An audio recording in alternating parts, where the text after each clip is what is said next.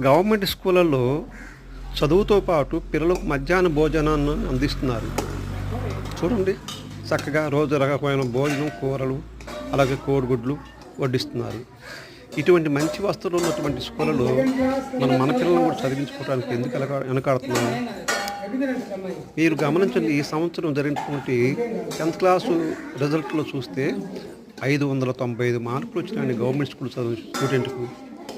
అది పల్నాడు జిల్లా. మరి ప్రైవేటు స్కూళ్ళలో చదివిన పిల్లలకు కూడా అట్నే. అంటే ఎందుకంటే ప్రైవేట్ స్కూళ్ళతో పాటు గవర్నమెంట్ స్కూల్ కూడా పోటీ పడి మరి చదివి పిల్లలు ఎక్కువ మార్కులు సాధించుకున్నారు. దీంట్లో ప్రభుత్వ టీచర్స్ కూడా మనం అభినందించాలి.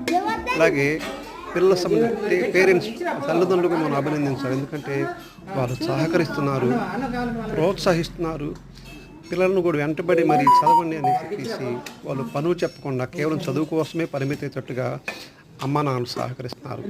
అలాగే టీచర్స్ కూడా పిల్లలకి ఎంతో సహకరించి వాళ్ళు అడిగినటువంటి ప్రతి అర్థం కాని సమస్య కూడా పరిష్కారం చెప్తూ చక్కగా పరీక్షలు రాయటానికి కూడా సహకారం అందిస్తున్నారు.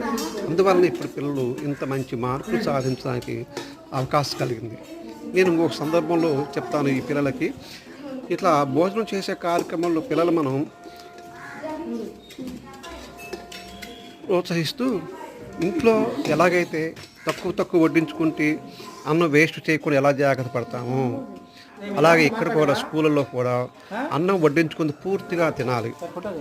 కూల పక్కన పెట్టడం, ముక్కల పక్కన పెట్టడం అలాంటివి చేయకూడదు. ఇది స్కూల్లో మొదలై ఇంట్లో కూడా అలాగే చేస్తే రాబోయే రోజుల్లో పిల్లలు మంచి అలవాట్లు చేసుకుంటారు. మీకు తెలుసు హ్యాండ్ వాష్ గురించి కూడా. ఇవన్నీ కూడా స్కూళ్ళలో అలవాటు చేసుకొని పిల్లలు మంచి అలవాటు చేసుకోవడం మనం చూస్తున్నాం. పెద్ద పెద్ద హాస్టల్లో సగం అన్నం పడేస్తుంటారు. అది కరెక్ట్ కాదు కదా. అయినా కూడా అక్కడ ఎవరు చెప్పేవాళ్ళు తింటా లేకపోతే పడేసి వెళ్తుంటారు. అందుకని ఇప్పటి నుంచి ఈ పిల్లలకి ఇప్పటి నుంచి కూడా మాస్టర్లు కూడా మీరు సహకరించండి. అన్నం వేస్ట్ కాకుండా చూడండి కదా.